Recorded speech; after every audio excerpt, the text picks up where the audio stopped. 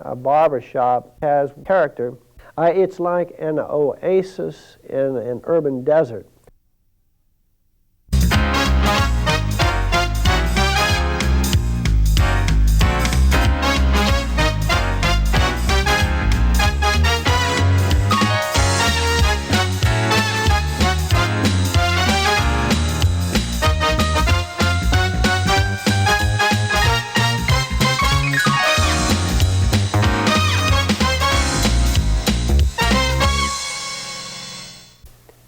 Greetings. This is Top Hat and Buttered Popcorn. My name is John Savers. I'm your host. And today we'll look at a couple of films beginning with Barbershop. This film was directed by Tim Story. It has photography under Tom Priestley. The story was written, a screenplay I believe, by Mark Brown. Editing by John Carter, music under Terry Blanchard, and we have a pretty large cast. Of course, Ice Cube stars Jasmine Lewis, Cedric the Entertainer, Anthony Anderson, Michael Eli, and just quite a large cast. In the way, this particular film reminded me of a soldier story. We do have types in this particular film appearing in the barbershop, and although humor abounds in this particular film, unlike soldier story, we do have an array of characters calculated to clash and cause action, and we have such as a rather educated barber, has a vocabulary that's kind of flashy, and we have a two-time loser ex-con named Ricky, who is trying to go straight. Is given a chance by Calvin, the Ice Cube character, and he sort of represents the street smart sort of part of the black population. There is a kind of a delightful West African, I think Nigerian, he is supposedly, who is kind of like a gentle bull, but who proves later on that he could be a raging bull if needed. He also is amusing in his misunderstanding of contemporary American black patois. There is also a female barber who is having a romance with a cad, and she's also trying to assert herself in this male milieu. And we see an example of this in an incident involving apple juice. We have Cedric the Barber, sort of an iconoclastic old black barber, someone who knows his trade, someone who has seen quite a lot, opinionated, and kind of delights in being sort of the devil's advocate, or to take the non-usual position, as it were. He has sort of a sidekick, also an old-timer. I think his name was Rufus, but at any rate, he usually sides with the Cedric character, but not always. And we see this when the question of Rosa Parks comes up. Now, we also have this white barber. He played, I think, by the Michael Eli character, who looks somewhat like Adam Sandler. He's kind of new on the job. He has the first chair, the first barbershop. Calvin usually starts a new guy there. And he has not been making a whole lot of business. He has like no customers in 3 days. There may be an implication here of slight reverse racism, as they say, of the type. I don't think a white man can cut a black man's hair. I don't want to be the first to try at any rate. But later on in the film, against the intelligent, verbally skilled black fellow, I think his name is Jimmy or Timmy, he does prove that he knows his stuff. These two are also adversaries, so to speak, in that the Timmy, well-educated black is one of those blacker-than-thou type blacks, and has a certain attitude toward whites, which he has not worked out. So we see a little conflict there, too. But let me just, again, emphasize that humor abounds in this and so forth. And it's not, when you have these butting of heads, it's really not all that caustic. But we do have these various kinds of people in the shop offering the potential, as in Soldier Story, for conflict and for interest.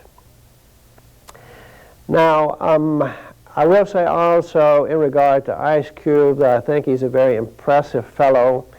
He may be one of the most startling talents to arise in the black community. He seems to have stumbled upon a concept of taking what you usually recognize as a TV sitcom series and bringing it to the big screen. He kicks out these movies of which he is the star, and they come pretty quickly, and they are of that sort. We introduced to the same kinds of people that Ice Cube's character knows, and sometimes he is, usually I would say, kind of a Bud Abbott type, kind of a straight man to one of the other characters, Lou Costello. He is someone who is usually portrayed as more practical, somewhat dreamy maybe, big ideas and so forth, but kind of feet on the ground and in a milieu where that's not always to be found. He also, I think, probably as with most black sitcoms on TV, owe a little bit of homage to the old series on TV of Amos and Andy, with such as Kingfisher and Sapphire and whatnot. At one period, that whole series came under a vicious assault by the blacker-than-thou radical crowd. But I think quietly, many TV series have gone to school on that original one, and I see in Ice Cube a certain descendancy also. But at any rate, he's an impressive guy, I think, and although any one of his movies taken by itself is certainly not great or anything like this, he is putting these things out and giving perhaps the best coverage of contemporary black culture, at least in the urban area, with the problems attendant and with humor and affection and I think probably truth. So we do think quite a lot of what he is doing. The only other black director I think is really remarkable is, I think his name is John Singleton, who is fearless and potent in his vision, seldom seen, unfortunately. But we do have Ice Cube kicking these things out quite regularly, and it's kind of ingenious of him, I think. Now, this particular film has music as a kind of transition signature. So we get quite a lot of music of the rap type primarily. Now, it also has a storyline that goes something like this. A third-generation barbershop owner, married, expecting a child in the not-too-distant future, who has ambitions in the musical area, is faced with a decision, the proverbial fork-in-the-road decision. And he is a little bit unhappy with his barbershop business. He does not seem to be getting the charge from it he gets from the music. There are a lot of exasperating aspects to it, not getting paid regularly by the barbers who utilize the chairs in the shop, and an assortment of other things like that. He's in debt, property tax people are after him, and so forth. So he kind of makes the decision on his own, without really conferring with his wife, that for the good of the family, he is going to sell out to a Mr. Wallace, who is a sort of sexual entrepreneur, but has his fingers apparently in such items as loan sharking and chop shop, automobile places, and so forth.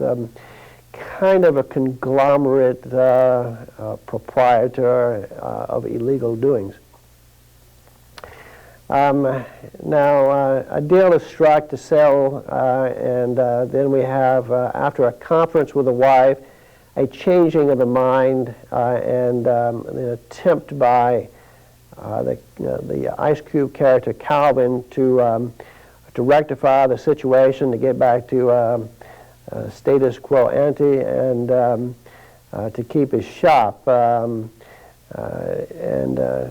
This kind of is the main story, but there is kind of a parallel story that also is to be found in this film in regard to two doofus characters who have stolen an ATM. Now, to kind of give you an idea of how this second theme works with the first, the main story, think of the film Ice Age and that saber-toothed squirrel and his monomania about the acorn. And you get the kind of relationship that is isolated for the most part, but does touch crucially on the main story. Now, this particular film opens up with some rap-type music. It has a kind of tight looping quality to it. It's tight as a well-made braid. And this leads us into the story. We also have some video while the music is played of urban settings. We are, after all, in South Chicago, in kind of a rundown neighborhood.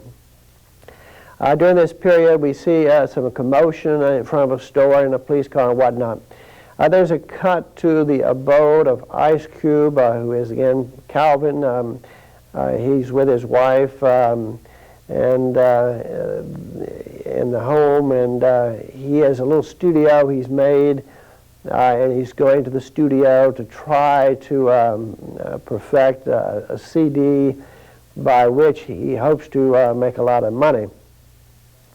Something goes wrong. He almost electrocutes himself. His wife runs in. Calvin, what's happening here.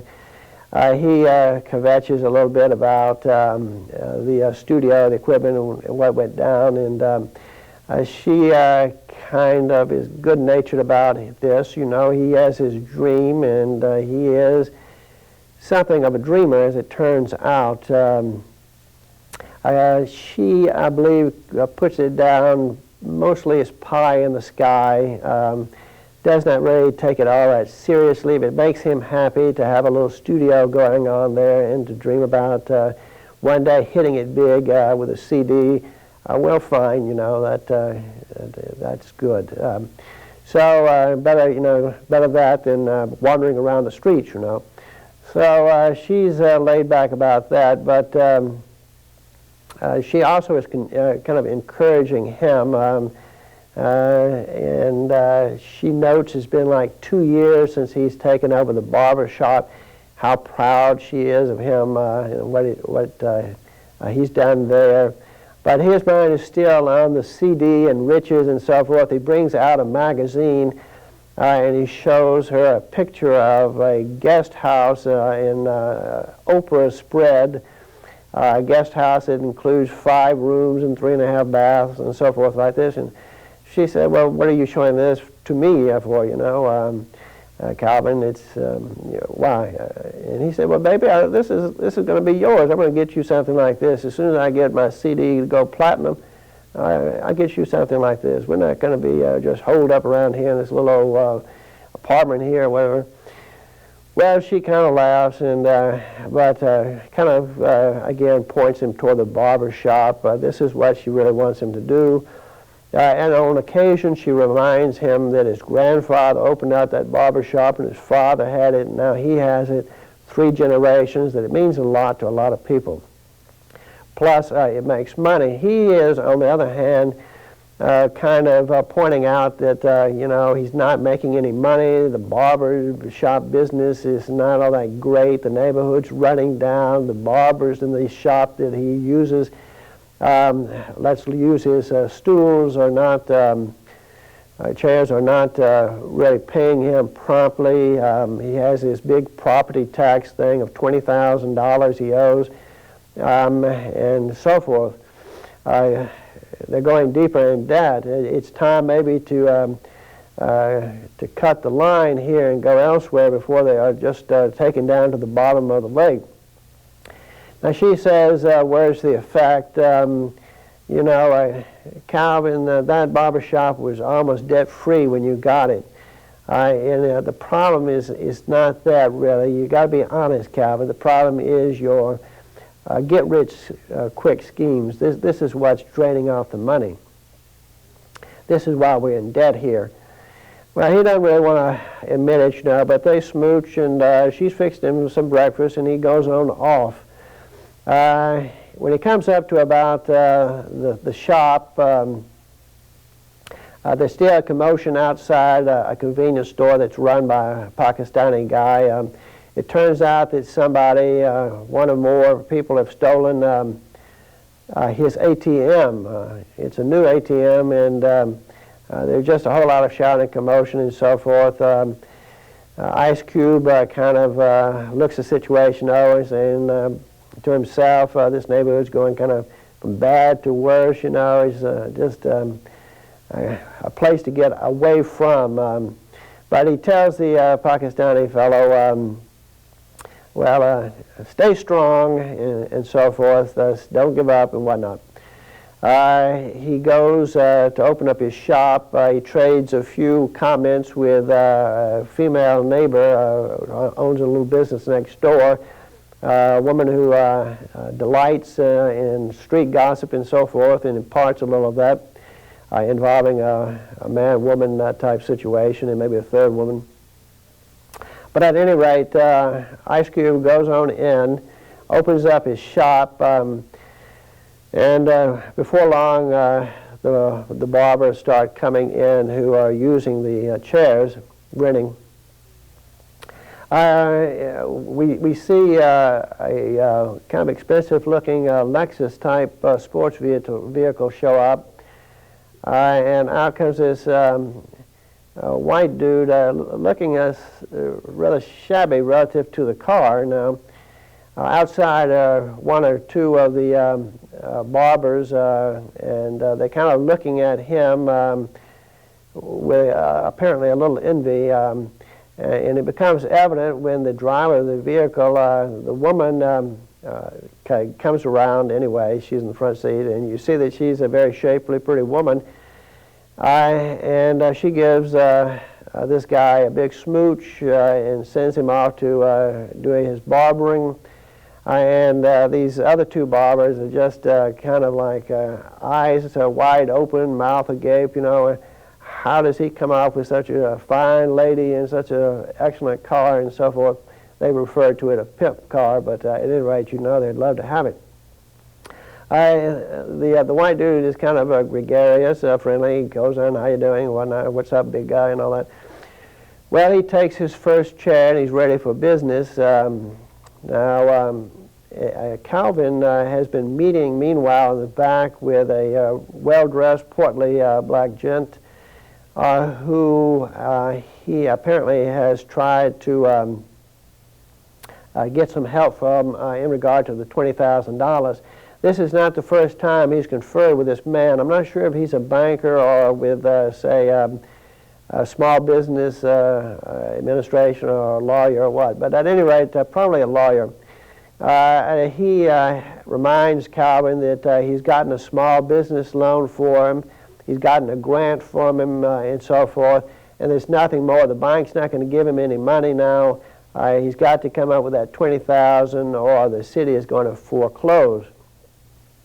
Once again, we see the really stupid policy of the government, whether local or Fed, in regard to trying to force somebody to pay what they don't have.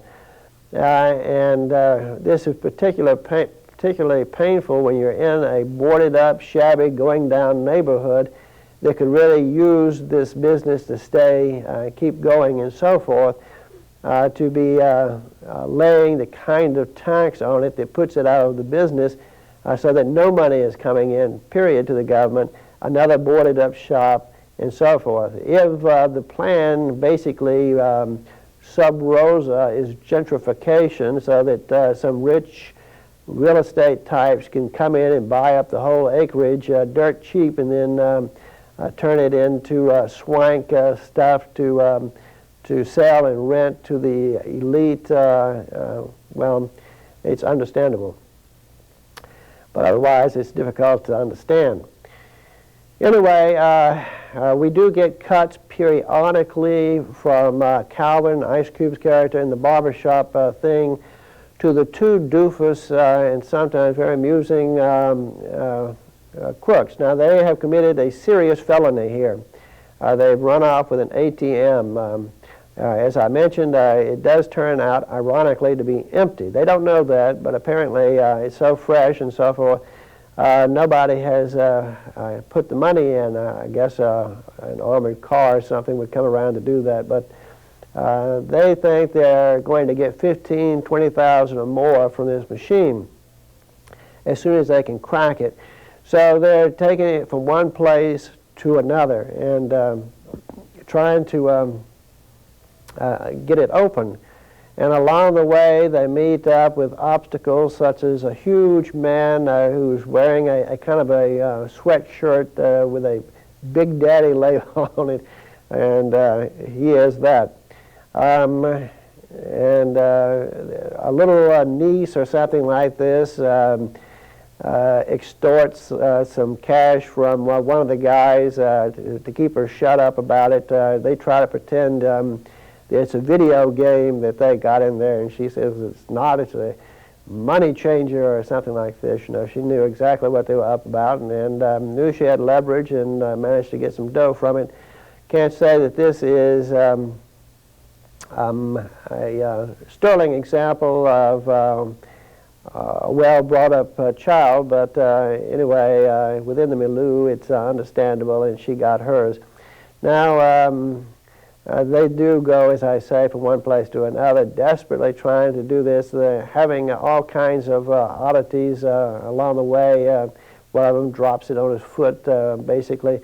Another one, his sidekick, kind of a slender, he's kind of portly, a big guy himself in the way, but and also he happens to be the cousin of the barber who is a two-time loser, Ricky, in the shop.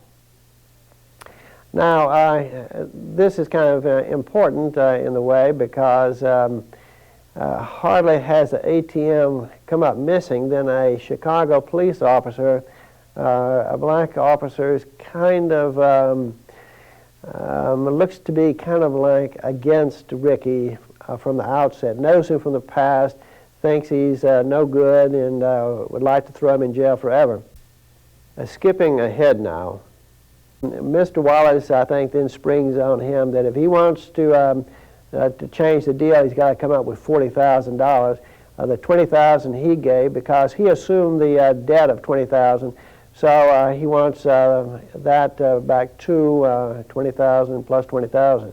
Where am I going to get $40,000? Says Calvin. Wow. So this leads on to a bunch of little episodes in which he tries to come up with the money unsuccessfully, and this may have even included some less than lawful schemes. Now, all this comes to a head basically at the very end when the ATM people cart the still unbroken into machine into a chop shop owned by Mr. Wallace, and Calvin and a friend also show up there, and then the police show up. The police have arrested Ricky, the two-time loser, thinking that he was involved. So when he gets there and they all find the ATM there, it saves Ricky's neck. Unfortunately, his cousin is going to have to go down. And Mr. Wallace, under these circumstances, the ATM in his shop, cars of dubious ownership in his shop, the police right there, and lots of people pointing fingers. Leverage occurs, and it is possible now to resolve this. And it just so happens that Ice Cube notes on the ATM that there's a $50,000 reward for the return of the ATM, and he says, well, bingo. So that's how everything smooths out, except for the two doofus guys who go to jail. We're out of time again. This is Top Hat and Buttered Popcorn. My name is John Savers. I'm your host. I appreciate your tuning in. Hope to see you again next time.